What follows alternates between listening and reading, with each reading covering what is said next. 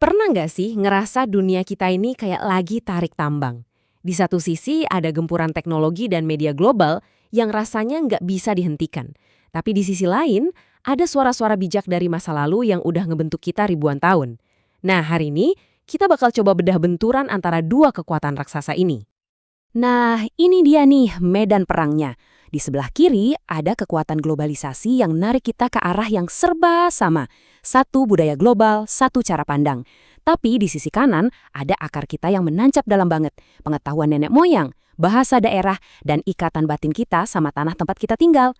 Dua dunia inilah yang akan kita selami. Oke, sebelum kita lanjut lebih jauh, penting banget nih kita samain persepsi soal apa itu kearifan lokal.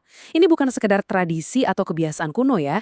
Anggap aja ini sebuah sistem pengetahuan yang hidup, hasil dari ribuan tahun interaksi antara manusia, budaya, dan alam di satu tempat. Ini adalah ilmu pengetahuan, filosofi, dan cara hidup yang jadi satu kesatuan. Sekarang, yuk kita lihat gimana konsep ini bekerja di dunia nyata. Kita mulai dari perannya yang paling krusial sebagai penjaga lingkungan alam kita. Kutipan ini kena banget kan? Kearifan lokal itu bukan barang antik yang buat dipajang di museum. Ini adalah sebuah gudang solusi. Di dalam praktik-praktik kuno ini, sebenarnya tersembunyi jawaban-jawaban canggih buat masalah kita yang paling mendesak hari ini. Perubahan iklim, kerusakan alam, dan krisis lingkungan lainnya. Coba kita bedah contohnya ya. Praktik sasi di Maluku. Ini bukan cuma soal kepercayaan, tapi sistem yang logis banget. Pertama, semua warga sepakat. Kedua, alam dikasih jatah libur, gak boleh ada yang panen dulu. Ketiga, ekosistemnya dibiarin pulih sendiri tanpa diganggu. Dan terakhir, yang paling penting, pas panen, hasilnya dibagi rata.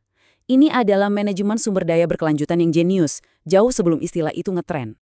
Dan sasi itu bukan satu-satunya loh, pola kayak gini tuh ada di seluruh Nusantara. Coba pikirin subak di Bali, sistem irigasi komunal yang luar biasa itu, atau filosofi hidup sederhana suku Kajang di Sulawesi buat menjaga alam. Di Kalimantan, ada tradisi tanah ulen yang udah kayak cagar alam bikinan komunitas. Semuanya punya pesan yang sama. Hidup harmonis sama alam itu udah jadi DNA di negeri ini. Tapi ceritanya nggak seindah itu aja tentunya. Mari kita geser sedikit dan lihat tantangan terbesar yang dihadapi kearifan lokal saat ini. Arus deras globalisasi. Nah, ini pertanyaan yang sering banget muncul. Apa benar globalisasi itu musuh utama dari budaya lokal? Jawabannya, seperti yang bakal kita lihat, ternyata jauh lebih rumit dari itu. Ternyata, jawabannya nggak hitam putih. Globalisasi ini ibarat pedang bermata dua. Di satu sisi, ada ancaman nyata. Budaya lokal bisa terkikis, tergantikan sama budaya populer global. Kita lihat contohnya di Desa Sade, di mana kadang beberapa aspek budayanya disederhanakan biar lebih menjual ke turis. Tapi, di sisi lain, ada peluang besar.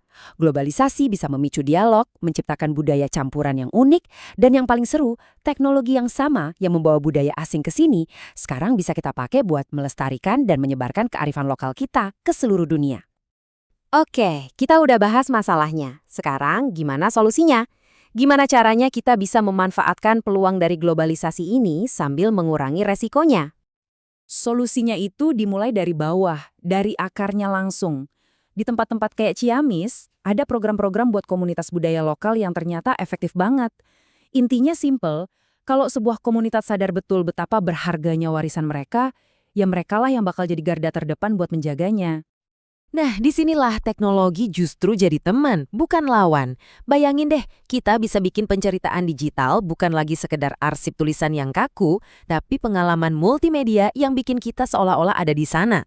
Kita bisa ajak komunitas buat ikut bikin kontennya, bikin warisan budaya bisa diakses siapa aja, di mana aja, dan yang paling penting, bikin tradisi kuno jadi terasa keren dan relevan buat generasi sekarang.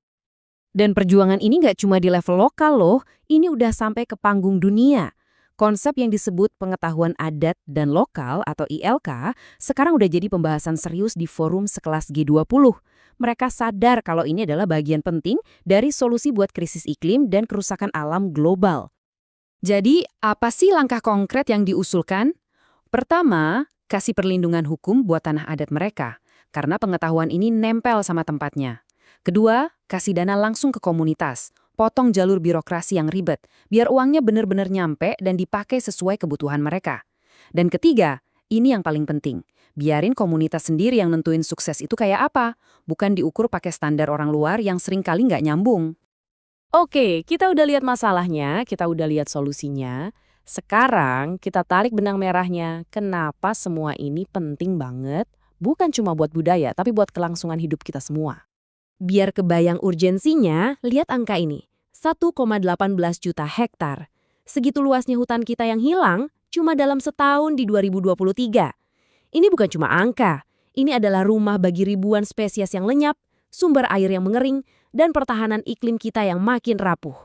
Skala masalahnya sebesar ini, jadi solusinya juga harus luar biasa. Dan disinilah poin utamanya. Di tengah semua krisis lingkungan yang kita ciptakan sendiri, jangan-jangan kita justru harus melihat ke belakang untuk bisa maju ke depan.